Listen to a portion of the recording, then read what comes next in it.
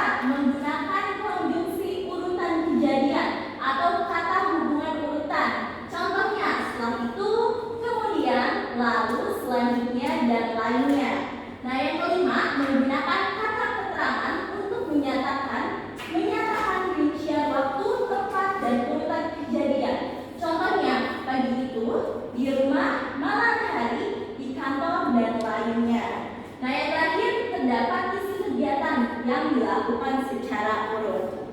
Nah, baik dari materi kaidah pembahasan teks rekon, apakah sudah dapat dipahami? Sudah. Ada yang mau ditanyakan lagi? Tidak. Oke, baik. Nah, sebelum menutup pematerian dari teks rekon, Ibu mau kalian tahu contoh dari teks rekon. Kita cari bareng-bareng ya. Iya. Oke. Kalian bisa menemukan contoh teks rekon ini di Google.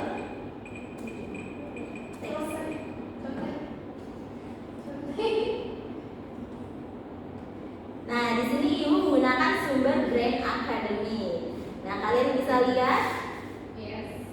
Oke. Di sini ada contoh teks rekon pribadi. Tadi contoh teks rekon pribadi itu maksudnya apa sih? Contoh teks rekon pribadi itu di mana seseorang bisa menulis pengalamannya sendiri dan ditulisnya itu secara berurutan. Nah, di sini contohnya ada ketika seseorang menghadiri konser musik favoritnya.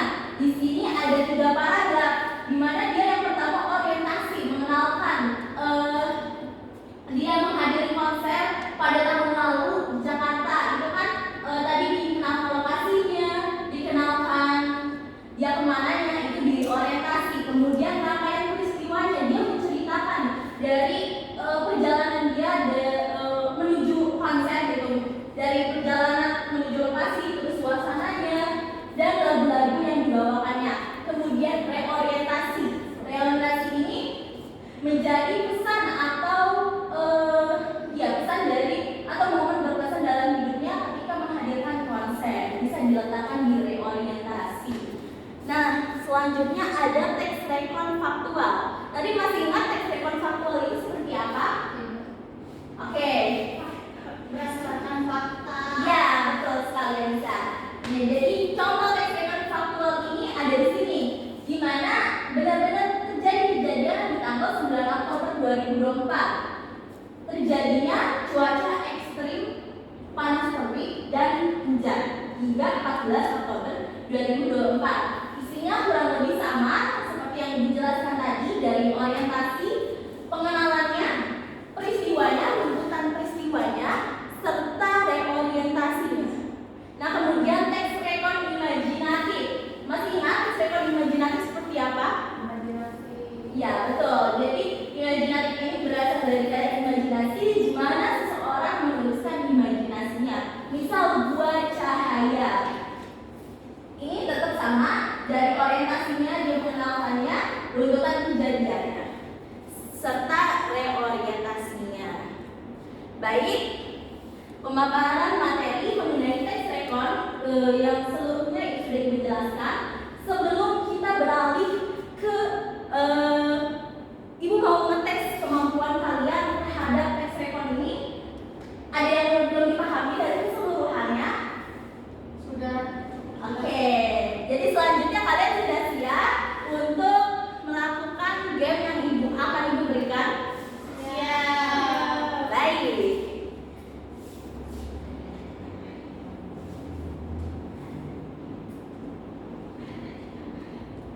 Oke, di sini Ibu akan menjelaskan game yang akan Ibu berikan ke kalian. Jadi Ibu akan memperkenalkan game ke kalian yang bernama Everyone Teacher is Here, di mana semua murid kalian semua di sini berperan menjadi guru. Gimana rasanya menjadi ibu? Gimana rasanya menjadi guru? Nah, sebelumnya Ibu akan memberikan satu contoh teks rekon kepada kalian dan kalian wajib membacanya selama 10 menit. Baik, silakan dibaca selama 10 menit.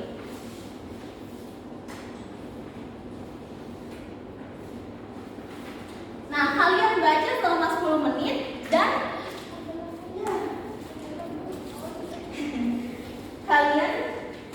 kalian baca selama 10 menit dan kalian amati apakah ada pertanyaan yang ingin kalian ajukan, dan pertanyaan tersebut nantinya akan dijawab oleh teman kalian secara random. Boleh dibaca selama 10 menit.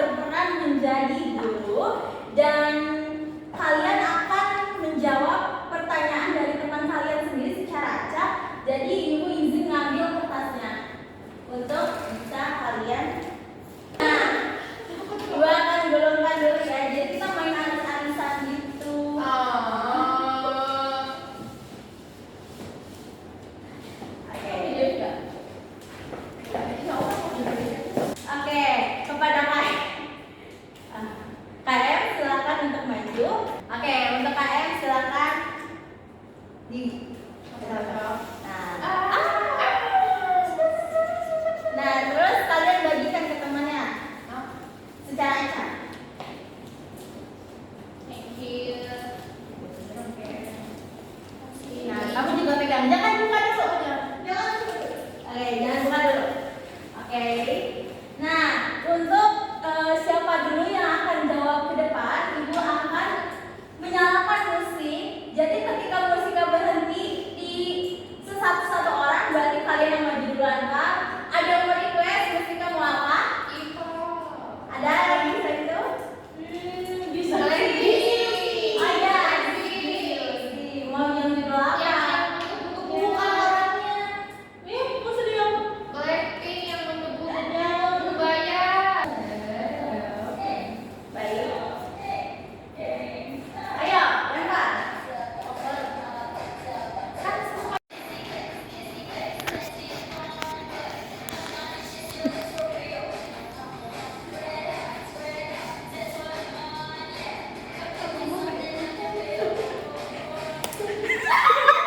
Oke, ada Maisara, silakan maju ke depan. Baik, kepada Maisara silakan membaca pertanyaan dari tadi yang didapat. Pertanyaannya, apa yang menjadi penyebab utama terjadinya kebakaran hutan di Riau pada bulan September 2023?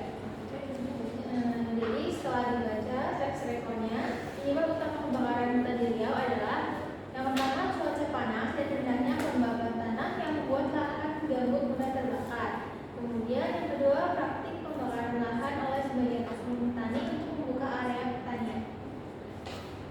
Dari teman-teman memberi tanggapan apakah jawaban yang dipaparkan oleh Ara sudah benar?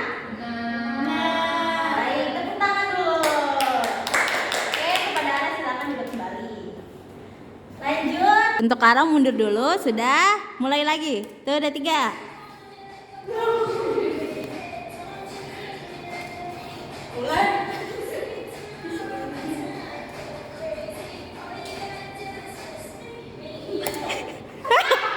Oke, baik, kepada Ira silakan maju ke depan. Baik, kepada Ira, apa pertanyaan yang didapati? Sebutkan contoh kaidah bahasaan yang menggunakan keterangan waktu dalam teks kebakaran hutan di Riau. Ada 3 contoh kaidah kebahasaan. Yang pertama, pada bulan September 2023, kebakaran hutan melanda sejumlah daerah di Riau, Indonesia. Yang kedua, sejak awal bulan pihak berwenang telah mengeluarkan peringatan dini mengenai potensi kebakaran yang meningkat di wilayah tersebut. Kemudian yang keempat, meskipun upaya tersebut dilakukan, kebakaran tetap sulit untuk dipadamkan karena kondisi cuaca yang tidak mendukung. Keterangan waktu seperti pada bulan September 2023 sejak awal bulan dan meskipun upaya tersebut dilakukan menunjukkan urutan dan hubungan waktu dalam teks. Oke, dari teman-teman sendiri, apakah jawaban dari Ira sudah benar? Sudah. Baik, tepuk tangan dulu. Oke, Ira duduk kembali. Lanjut, Ira. Mundur dari sisa Ulan dan Anissa. Udah? Sampai lagunya habis baru. Tidak. Oke, 1, 2, 3.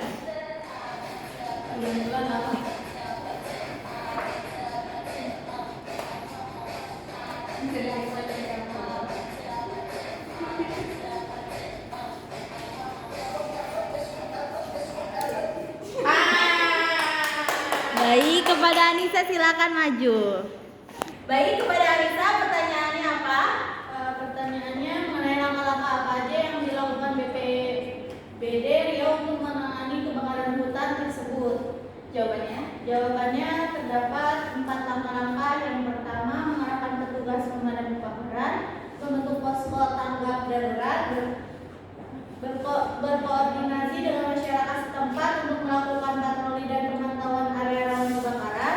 Yang terakhir, menggunakan alat berat dan pesawat waterbombing untuk memadamkan api di kawasan yang terbakar parah. Baik, dari jawaban Anissa apakah sudah benar teman-teman? Oke, tepuk tangan terlebih dahulu. Baik, Anissa boleh duduk. Jadi selanjutnya yang terakhir ada Ulan, silakan maju ke depan.